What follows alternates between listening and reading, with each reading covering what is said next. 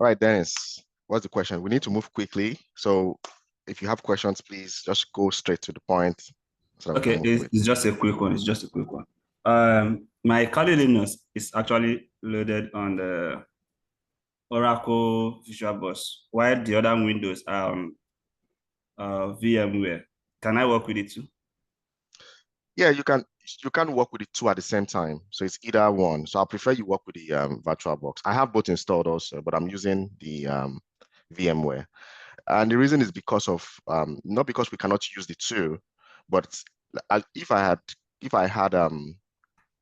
the virtual machines already set up for the Oracle VirtualBox, I would have sent it across also. But I don't have I couldn't do that because of some space limitations, right?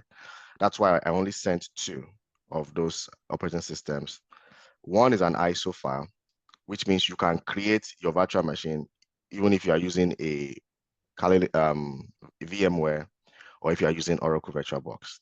But the XP is already created by VMware, so you can only load that XP image, that XP virtual machine on your virtual machine hypervisor.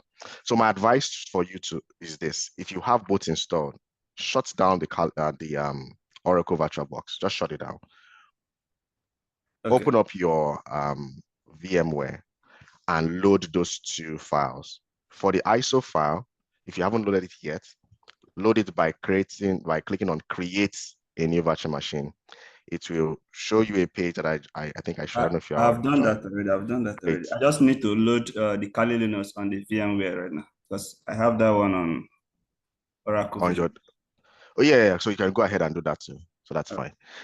Yeah. Sorry, Sharp, please, I'm not getting this VMware installation thing, sir. I'm really having a tough time with You it. share your screen. I want to see what you're doing.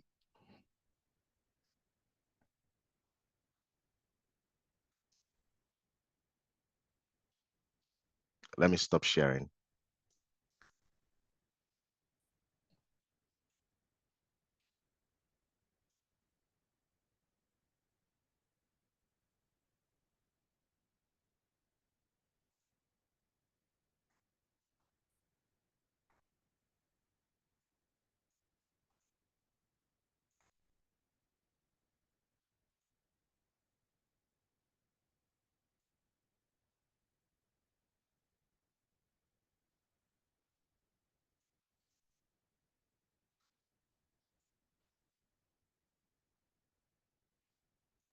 Yes, it's saying you disabled screen sharing from participants. All right, Samuel, today we would have to allow people share their screen because of the nature of the class. So let's give people that privilege to share their screen today, because I know that there will be this type of situation where people would have to share. We have to see what they are doing just to guide. So please, let's give people that permissions to share.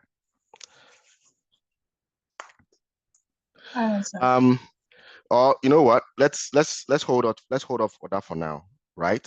And let's go to today's class. We've spent 20 minutes just trying to discuss your lab setup. We'll get to that stage. When we get there, we'll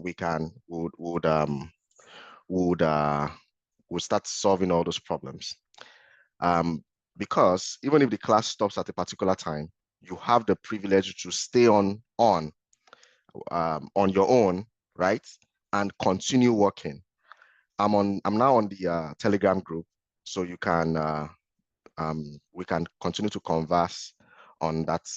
And if I need to help you do whatever, I can also talk to you at that time. So I don't want us to use this whole class to do solve these troubleshooting issues. All right, so let's take it that way so that we are able to quickly run through what we have for today's class. All right, so I think last week we kind of finished off of some of the general tool components on the on what a vulnerability management tool should have, and we went through all this and sign-ons and the roles and groups. So today we're going to be looking into the tool itself and our choice tool. What we have chose to learn about this technology is OpenVAS, which is the Open Vulnerability Assessment System by Greenbone. It's open source tool built and managed by folks in the open source community. And what does it do? It simply helps us to identify problems across our network, from servers, operating systems, and probably networks. So what it looks for things like misconfigurations, out-of-date software and packages, open ports, insecure protocols, and any vulnerability that has been given a CVE number, that has been assigned a CVE or a CWE number, which means it already has those signatures. When you scan a target, it's going to help you to detect that. It can also help you detect things like weak passwords that could be exploited by attackers. So OpenVAS is widely used by security professionals. What it does is to also help them assess and improve the security posture of the network. And that is what any vulnerability management tool will also help you do. So for the mere fact that we are looking at OpenVAS today, it doesn't mean that you don't know the information you get and the concept you understand from using OpenVAS doesn't stay with OpenVAS alone. I want you guys to understand this. This is not the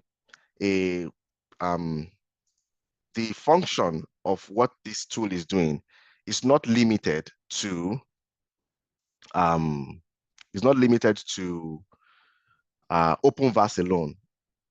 You will find the same function that we are going to discuss here, maybe even less or more, depending on the type of tool and the maturity of that tool, in other vulnerability management tools. So what we are teaching here is the concept and understanding the way this type of technology works using this technology.